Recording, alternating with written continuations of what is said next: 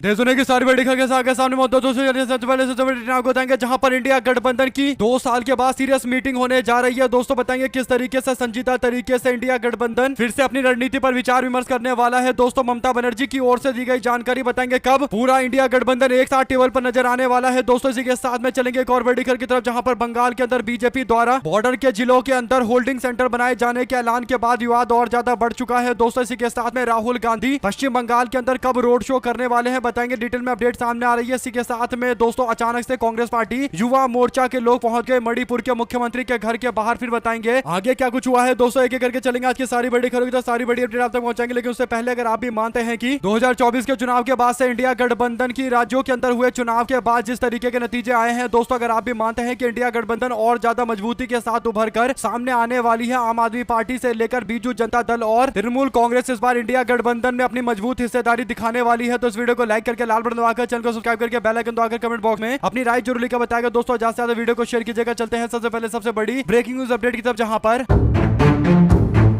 2024 के लोकसभा चुनाव के साथ में उड़ीसा के अंदर बीजू जनता दल को पूरी तरीके से हार का सामना करना पड़ा। दोस्तों इसके बाद इंडिया गठबंधन की जरूरत अब बीजू जनता दल को भी नजर आने लगी है, यानी नवीन पटनायक की पार्टी जो कन्नी काटती थी दोस्तों वो भी इंडिया गठबंधन के साथ मजबूती से खड़ी दिखाई दे रही है। और 2024 के चुनाव के बाद महाराष्ट्र के अंदर हुए चुनाव के अंदर जिस तरीके से शिवसेना, यूबीटी और एनसीपी एसपी यानी शरद पवार की पार्टी को हार का सामना करना पड़ा, अब इनको भी समझ में आ चुका है कि इंडिया गठबंधन में मिलकर आगे बढ़ेंगे तभी पार्टी को बचा पाएंगे और बीजेपी के खिलाफ लड़ाई लड़ पाएंगे। दोस्तों और ऐसे ही अलग अलग क्षेत्रों के अंदर आम आदमी पार्टी को दिल्ली में सबक मिला कि अगर ऐसे ही अकेले चुनाव लड़ते रहे तो हारते रहेंगे। और इसके बाद दोस्तों दिल्ली में आम आदमी पार्टी के चुनाव हारने के बाद अब आम आदमी पार्टी भी इंडिया गठबंधन को लेकर सीरियस तरीके से यानी एकदम संजीदा तरीके से काम कर रही है। दोस्तों इंडिया गठबंधन को मजबूत करने के लिए अब प्रयास किए जा रहे हैं। ताजा मामला बंगाल से सामने आता है जहां पर पश्चिम बंगाल के अंदर इंडिया गठबंधन को लेकर पहले तृणमूल कांग्रेस थोड़ा हल्के में मामले को लेती थी दोस्तों, लेकिन अब टीएमसी के हार के बाद ममता बनर्जी ने एक बड़ा ऐलान कर दिया है। ममता बनर्जी ने कांग्रेस पार्टी के द्वारा शुरू किए गए इंडिया गठबंधन का समर्थन करते हुए जून महीने के अंदर इंडिया गठबंधन की बैठक का ऐलान कर दिया है। दोस्तों ममता बनर्जी प्रेस कॉन्फ्रेंस करने के लिए आती हैं और प्रेस कॉन्फ्रेंस में ममता बनर्जी ने राज्य के अंदर पश्चिम बंगाल के चुनाव के बाद जिस तरीके से बीजेपी के द्वारा उनके कार्यकर्ताओं को 5000 कार्यकर्ताओं को गिरफ्तार किया गया, पार्टी दफ्तरों के ऊपर बुलडोजर चलाए गए, पार्टी दफ्तरों को कब्जा लिया गया, मुस्लिम समाज के लोगों का भत्ता बंद कर दिया गया और जिस तरीके से अजान पर रोक और जगह जगह पर बीजेपी के लोग हुड़दंग मचा रहे हैं, सारे मुद्दों को लेकर और खासकर दोस्तों जो सबसे बड़ी बात है वो ये कि बीजेपी की बंगाल की सरकार ने बांग्लादेशी और रोहिंग्या लोगों को डिपोर्ट करने का दावा करते हुए कहा कि वो भारत बांग्लादेश बॉर्डर के पास हर जिले के अंदर होल्डिंग सेंटर बनाने जा रहे हैं, यानी पश्चिम बंगाल के अंदर नागरिकता जांच करने के बाद जो भी संदिग्ध मिलेगा उस होल्डिंग सेंटर में भेजा जाएगा, उसके बाद वहां से बांग्लादेश भेज दिया जाएगा। दोस्तों यानी पश्चिम बंगाल की 1/3 आबादी के बीच में डर फैलाने का पूरा मामला है। इस पूरे मामले पर बोलते हुए ममता बनर्जी ने इंडिया गठबंधन की बैठक का ऐलान किया है। दोस्तों उन्होंने कहा कि जून महीने के अंतिम में हम लोग इंडिया गठबंधन की बैठक करने जा रहे हैं और ये बैठक बीजेपी के खिलाफ होगी। उन्होंने कहा कि मैं इंडिया गठबंधन की सारी पार्टियों के साथ साथ जो इंडिया गठबंधन से अपनी करीबिया पार्टी रखती है और इंडिया गठबंधन की तरफ विचार करती है, सोच विचार करती है, उन सबको एकजुट करने जा रही हूं। यानी ममता बनर्जी अब इंडिया गठबंधन बनाने को लेकर पूरी तरीके से सीरियस हो चुकी है। दोस्तों यानी इंडिया गठबंधन की अमूमन बैठक तो संसद भवन के अंदर चलती रहती है संसद में रणनीति बनाने को लेकर, लेकिन इंडिया गठबंधन की पार्टी स्तर पर यानी जो ऑर्गेनाइजेशन संगठन के स्तर पर बैठक होती है जो 2024 में कई सारी हुई थी, उसी तरीके की बैठकें एक बार फिर से शुरू की जानी चाहिए और ममता बनर्जी ने उस रास्ते पर चलने का फैसला लिया है। दोस्तों और कांग्रेस पार्टी पूरी तरीके से साथ में खड़ी है और ऐसे में आपको बता दें कि राहुल गांधी भी पश्चिम बंगाल के अंदर सड़कों पर दिखाई देने वाले हैं। दोस्तों जो अपडेट आ रही है वो ये कि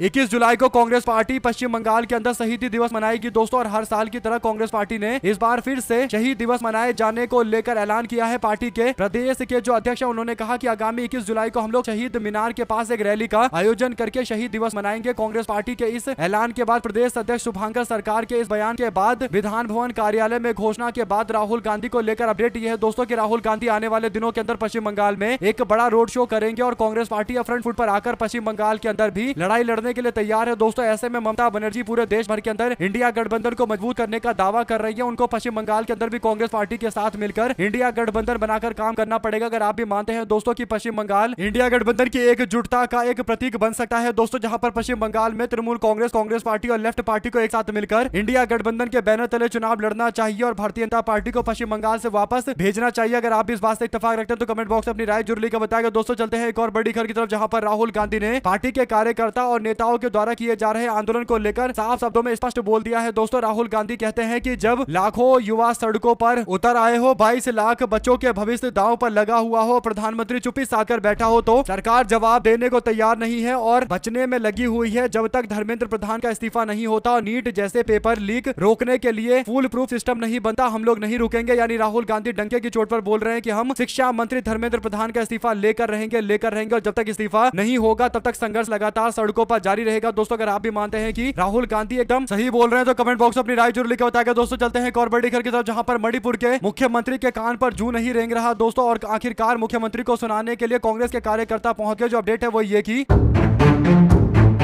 मणिपुर के अंदर शांति बहाल करने को लेकर मणिपुर यूथ कांग्रेस के प्रदेश के अध्यक्ष डब्ल्यू आनंद के नेतृत्व में कांग्रेस पार्टी के कार्यकर्ताओं ने बीजेपी के मुख्यमंत्री के आवास पर धावा बोल दिया दोस्तों, और मणिपुर में शांति स्थापित करने की मांग की गई। दोस्तों बड़ी बात यह थी कि आंदोलन कर रहे कांग्रेस पार्टी के कार्यकर्ताओं को हिरासत में ले लिया गया दोस्तों। 24 घंटे के बावजूद कांग्रेस पार्टी के कार्यकर्ताओं को गिरफ्तार करके रखा गया है। भारतीय युवा कांग्रेस के सभी हिरासत में लिए गए कार्यकर्ताओं को तत्काल छोड़ने की मांग करते हुए यूथ कांग्रेस ने कहा कि बिना शर्त रिहाई करे, वरना हम लोग आंदोलन को और बड़ा करेंगे। यदि बीजेपी सरकार ये तानाशाही जारी रखती है तो देश भर के इंडियन यूथ कांग्रेस के लोग सड़कों पर उतरेंगे, मणिपुर की सड़कों पर उतरेंगे और बीजेपी और भ्रष्ट प्रधानमंत्री को शांति और न्याय के लिए संघर्ष कर रहे लोगों की आवाज को कुचलने के बजाय मणिपुर में शांति बहाल करने पर ध्यान देना चाहिए। यानी अगर इंडियन यूथ कांग्रेस पूरी तरीके से भर कर मणिपुर आ गया तो बीजेपी के लोगों से पूरा मामला वैसे भी नहीं संभलेगा दोस्तों, जब लॉ एंड ऑर्डर यानी कानून व्यवस्था इनसे नहीं संभल रहा। तो इसीलिए कांग्रेस पार्टी की ओर से साफ तौर पर चेतावनी और धमकी भी जारी की गई है। दोस्तों आप लोग इस पूरे मामले अपनी राय जरूर लिखकर बताएगा, ज्यादा से ज्यादा वीडियो को शेयर कीजिएगा। चलते हैं एक और बड़ी अपडेट की तरफ, जहां पर जिन लोगों का काम केवल गोदी मीडिया के नैरेटिव के इर्द गिर्द ये फैलाना रहता है कि कांग्रेस पार्टी दिखाई नहीं देती है, विपक्ष कमजोर है, तो उन सब के लोगों के लिए सोशल मीडिया पर कांग्रेस पार्टी मुहिम चलाते हुए हर जगह जहां कांग्रेस पार्टी आंदोलन कर रही है दोस्तों उसके तस्वीर वीडियो शेयर करते हुए बोल रहे हैं कि देखो यहाँ पर है कांग्रेस पार्टी। ऐसे में दोस्तों एक और बड़ी अपडेट तेलंगाना सामने आती है, जहां पर इंडियन यूथ कांग्रेस द्वारा एनएसयूआई के द्वारा छात्र संगठन के द्वारा किए गए आंदोलन में भारी संख्या में लोगों का हुजूम, एनएसयूआई के कार्यकर्ताओं का हुजूम देखने को मिला दोस्तों। हाथ में मशाल लेकर चल रहे थे। ऐसे में सोशल मीडिया पर लोगों ने कहा कि कांग्रेस लड़ाई नहीं लड़ रही है जमीन पर, ये जो दावा करते हैं गोदी मीडिया वाले, एक बार देखिए जरा सड़क पर उतरकर आखिर कौन लोग लड़ाई लड़ रहे हैं। कुल मिलाकर दोस्तों रागिनी नायक की ओर से भी ये कहा गया कि तेलंगाना में एनएसयूआई ने मार्च निकाला और विनोद जाखड़ ने ठान लिया है कि नीट पेपर लीक मामले को लेकर पूरा हिसाब होगा, धर्मेंद्र प्रधान का इस्तीफा भी लेकर रहेंगे। इसके साथ ही दोस्तों एनएसयूआई के लोग आज उत्तर प्रदेश के मेरठ में मौजूद रहेंगे, तो गोदी मीडिया वालों को अपना कैमरा भेज देना चाहिए, उनको पता चल जाएगा कि कांग्रेस पार्टी कहां है। जो कहते हैं कि कांग्रेस पार्टी तो विपक्ष की भूमिका नहीं निभा पा रही है, लड़ाई नहीं लड़ रही है, दो शब्द जरूर लिखकर बताएगा दोस्तों। इसी के साथ में चलते हैं एक और बड़ी अपडेट की तरफ, जहां पर पश्चिम बंगाल के डायमंड हार्बर लोकसभा क्षेत्र के अंतर्गत आने वाले फाल्टा विधानसभा चुनाव के नतीजे घोषित कर दिए गए दोस्तों, जहां पर बीजेपी का उम्मीदवार 1 लाख वोटों के साथ में सबसे बड़ा नेता बनकर उभरा दोस्तों, और सबसे ज्यादा सीटें उसने जीती। ऐसे में अब जो अपडेट सामने आ रही है वो ये कि नरेंद्र मोदी ने फाल्टा के विधानसभा चुनाव के नतीजे सामने आने के बाद फाल्टा की जनता और भारतीय जनता पार्टी को इसलिए बधाई दिया दोस्तों, और कहा कि बंगाल के अंदर नई सरकार बंगाल के हित में काम कर रही है। नरेंद्र मोदी बधाई के दौरान ये सारी बातें बोल रहे थे दोस्तों। इस पर करारा जवाब देते हुए कर्नाटका के मंत्री प्रियांक खड़गे कहते हैं कि नरेंद्र मोदी जी आप बधाई दे रहे हो, अच्छी बात है, तो यकीनन आप भारत की जनता को भी संबोधित कर ही सकते हो, यानी फाल्टा की जनता को जीत दिलाने के लिए बधाई दे रहे हो, तो आप देश की जनता को भी संबोधित कर सकते हो और वास्तविक समस्या को लेकर समाधान बता सकते हो। यानी देश के अंदर महंगाई और नीट पेपर लीक का मामला, बढ़ती बेरोजगारी और कमजोर होते रुपया और अमेरिका के साथ में $500 बिलियन के समझौते के कथित फायदे के साथ ही विकसित भारत की अन्य कई परियोजना को लेकर आप चाय पर चर्चा कर सकते हो। आप चाय पर चर्चा कब करोगे, सवाल सबसे बड़ा ये है। अगर आप भी मानते हैं दोस्तों कि नरेंद्र मोदी को देश के नीट पेपर लीक मामले में प्रभावित 22 लाख परिवार के लोगों से माफी मांगना चाहिए और शिक्षा मंत्री का इस्तीफा लेना चाहिए, तो अपनी राय जरूर लिखकर बताएगा दोस्तों। प्रियांक खड़गे कोई भी मौका नहीं छोड़ते नरेंद्र मोदी और बीजेपी के लोगों पर तंज कसने का दोस्तों। आप लोग इस पर अपनी राय जरूर लिखकर बताएगा। साथ साथ चलते हैं एक और बड़ी खबर की तरफ, जहां पर कांग्रेस पार्टी के नेता राहुल गांधी का एक बड़ा बयान सामने आता है दोस्तों। अल्पसंख्यक सलाहकार समिति की बैठक में राहुल गांधी कहते हैं कि अगले 1 साल के अंदर गिर जाएगी मोदी सरकार। राहुल गांधी ने दावा करते हुए कहा कि हमने 1 साल के अंदर प्रधानमंत्री की विदाई तय करने का प्लान बना लिया है। बढ़ता आर्थिक असंतोष इसका सबसे बड़ा कारण बनेगा, यानी देश के अंदर जिस तरीके से महंगाई और बेरोजगारी बढ़ती चली जा रही है वो एक बड़ा कारण बनेगा नरेंद्र मोदी सरकार के हटने का, नरेंद्र मोदी के इस्तीफे का। कांग्रेस सूत्रों के मुताबिक राहुल गांधी ने कहा कि अंतर्राष्ट्रीय स्तर पर आर्थिक हालात और देश के अंदर बढ़ते आर्थिक असंतोष इसका सबसे बड़ा कारण बनेंगे, और जिस तरीके की परिस्थितियां बन रही है और लोगों में नफरत बढ़ रही है इसका असर भारत की राजनीति पर पड़ेगा और अगले साल गिर जाएगी भारतीय जनता पार्टी की सरकार। दोस्तों राहुल गांधी के इस दावे पर आपकी क्या राय है, लिखकर जरूर बताएगा। चलते हैं एक और बड़ी खबर की तरफ, जहां पर देश के सर्वोच्च अदालत यानी सुप्रीम कोर्ट की गरिमा और संवैधानिक प्रक्रिया को व्यवसायिक लाभ के लिए इस्तेमाल करने के एक बेहद चौंकाने वाले मामले को लेकर शीर्ष अदालत के अंदर यानी सुप्रीम कोर्ट के अंदर कांग्रेस जनता पार्टी नाम के एक ग्रुप के खिलाफ जनहित याचिका यानी PIL दायर किया गया है और इस याचिका में ग्रुप की हरकतों को न्याय की व्यवस्था के लिए खतरनाक बताते हुए केंद्रीय अन्वेषण ब्यूरो यानी CBI से स्वतंत्र जांच करवाने की मांग की गई है। कांग्रेस जनता पार्टी के ऊपर जांच की मांग कराते हुए कहा गया कि कोर्ट के बयानों का व्यापार और ऐप के प्रमोशन और गरिमा को ठेस पहुंचाने के लिए किया गया। लिहाजा इस मामले पर याचिकाकर्ता ने मांग की है कि कोर्ट की बातों को तोड़ मरोड़ कर पेश करने पर अब CBI से जांच करवानी चाहिए और देखना चाहिए कि ये पूरा मामला किससे जुड़ा हुआ है, कौन इस पूरे मामले को हैंडल कर रहा था और कैसे सुनियोजित तरीके से कोर्ट का अपमान किया गया, कोर्ट की मर्यादा का अपमान किया गया और ऐसे व्यक्ति के खिलाफ कार्रवाई की मांग की गई है। दोस्तों अब अदालत इस मामले की सुनवाई कर रहा है, लेकिन सवाल तो सबसे बड़ा ये है कि जब कोर्ट के अंदर ये मामला चल रहा है और कोर्ट ही अपने ऊपर किए जा रहे हमले की सुनवाई करेगा तो न्याय की कैसे उम्मीद लोग कर सकते हैं। अगर आप भी मानते हैं कि सुप्रीम कोर्ट के चीफ जस्टिस के द्वारा दिए गए बयान का इस्तेमाल करते हुए कांग्रेस जनता पार्टी ने सबको एकजुट किया है, तो ऐसे में इस मामले की सुनवाई सुप्रीम कोर्ट के अंदर नहीं की जा सकती। ये तो नेचुरल जस्टिस के खिलाफ है। अब देखना ये होगा कि कोर्ट के द्वारा इस पूरे मामले को लेकर क्या आदेश जारी किया जाता है। दोस्तों जो भी अपडेट इससे जुड़ी आती रहेगी आप लगातार पहुंचाते रहेंगे। चलते हैं एक और बड़ी खबर की तरफ दोस्तों, जहां पर महाराष्ट्र के विधान परिषद के चुनाव से पहले महायुति गठबंधन के भीतर खींचतान अब सबके सामने दिखाई देने लगा है। दोस्तों जो अपडेट है वो ये कि 17 सीटों पर MLC चुनाव होने जा रहे हैं। बीजेपी, शिवसेना, UBT और NCP AP के बीच में सहमति को लेकर आपस में खींचतान चल रही है। दोस्तों इसी बीच उप मुख्यमंत्री एकनाथ शिंदे अचानक से दिल्ली पहुंच जाते हैं और सियासी हलकों में चर्चाएं तेज हो गई। दोस्तों अपडेट ये है कि उप मुख्यमंत्री दिल्ली इसलिए पहुंचे हैं क्योंकि सीट बंटवारे को लेकर पेच पूरी तरीके से फंसा हुआ है दोस्तों, और MLC चुनाव में महायुति में लगातार बैठकें हो रही है। अब तक महायुति के अंदर कई दौर की बैठक हो चुकी है। शिवसेना ने करीब 7 सीटों पर अपना दावा किया है, वहीं पर बीजेपी इतना बड़ा हिस्सा देने के मूड में नहीं है और खुद ज्यादा सीटों पर बीजेपी लड़ना चाहती है। बीजेपी की रणनीति 11 से 12 सीटों पर खुद के उम्मीदवार मैदान में उतारने की है। इसके साथ ही सहयोगियों को केवल 3 सीटें और 2 सीटें यानी टोटल 5 सीटें देने का वादा बीजेपी कर रही है। यानी शिवसेना को 3 सीटें और NCP AP को 2 सीटें देने के लिए तैयार है। लेकिन इस बात को लेकर अब सवाल खड़े हुए हैं दोस्तों। गठबंधन के भीतर सबसे ज्यादा विवाद ठाणे, नासिक और रायगढ़ के साथ साथ संभाजी नगर और परभणी की सीट को लेकर है। खासकर ठाणे पर बीजेपी और शिवसेना गुट एक दूसरे के सामने आमने सामने है, क्योंकि ठाणे जो इलाका है वो शिवसेना शिंदे गुट का गढ़ है दोस्तों। शिंदे का घर यहीं पर है और इसीलिए शिंदे इस क्षेत्र के अंदर तो बीजेपी का MLC का चुनाव नहीं लड़ने देना चाहते और इसीलिए सीटों के बंटवारे को लेकर दोनों पार्टियों के बीच में घमासान मचा हुआ है, बल्कि तीनों पार्टियों के बीच में घमासान मचा हुआ है। देखते हैं फाइनल डिसीजन क्या लिया जाता है। लेकिन दिल्ली पहुंचे हैं तो अब जरूर इस पूरे मामले को लेकर सीरियस तरीके से देखा जाएगा। जो भी अपडेट इससे जुड़ी आती रहेगी आप लगातार पहुंचाते रहेंगे। चलते हैं एक और बिग न्यूज अपडेट की तरफ दोस्तों, जहां पर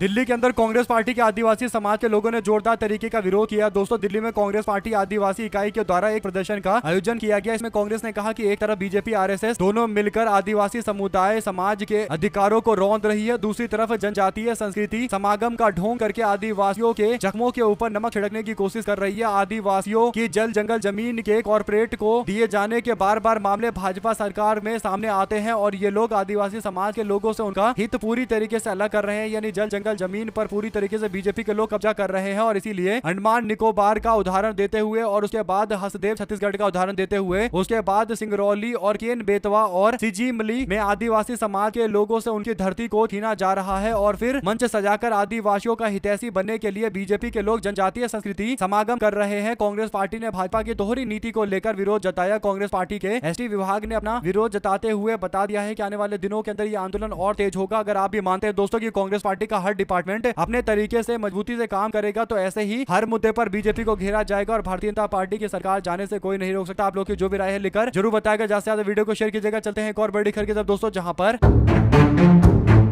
पश्चिम बंगाल की राजनीति में इस वक्त सबसे बड़ी अपडेट यह है दोस्तों कि टीएमसी के सुप्रीमो ममता बनर्जी के भतीजे और पार्टी के कद्दावर नेता अभिषेक बनर्जी का गढ़ माने जाने वाले फाल्टा विधानसभा सीट पर बीजेपी ने ऐतिहासिक जीत हासिल की है दोस्तों। और ये बीजेपी के लिए ऐतिहासिक है क्योंकि बीजेपी के सामने यहाँ कोई चुनौती नहीं थी। अभिषेक बनर्जी के करीबी जहांगीर खान ने चुनाव लड़ने से मना कर दिया था दोस्तों। ऐसा इसलिए किया था क्योंकि शुभेंदु अधिकारी ने कहा था कि चुनाव के बाद सबका हिसाब होगा और सबको पता था कि जहांगीर खान को जेल में डालने की बड़ी कोशिश होगी दोस्तों। इसके बाद जहांगीर खान ने सरकार से पंगा लेने की जगह फैसला फैसला लिया कि वो चुनावी मैदान में नहीं उतरेंगे और अपना नाम उन्होंने वापस लिया, जिसके बाद बीजेपी के नेता को जीत मिल गई दोस्तों। 1,49,666 वोट बीजेपी के नेता को मिला और निकटतम प्रतिद्वंदी सीपीएम के शंभुनाथ कुर्मी को उन्होंने लगभग 1,09,021 वोटों से हरा दिया दोस्तों, यानी 40,000 वोट सीपीआई-एम के उम्मीदवार को मिला। तो देखें तो टीएमसी यहाँ पर चौथे पांचवें नंबर पर रही दोस्तों, जबकि दूसरे नंबर पर सीपीआई-एम पार्टी रही, लेकिन उनको भी इतनी कम सीटें मिली है। तो कुल मिलाकर फाल्टा विधानसभा चुनाव किस तरीके से हुए ये सबको पता है। आप लोग अपनी राय जरूर लेकर बताएंगे इस पूरे मामले पर दोस्तों। ज्यादा से ज्यादा वीडियो को शेयर कीजिएगा। साथ साथ चलते हैं एक और बड़ी अपडेट की तरफ दोस्तों, जहां पर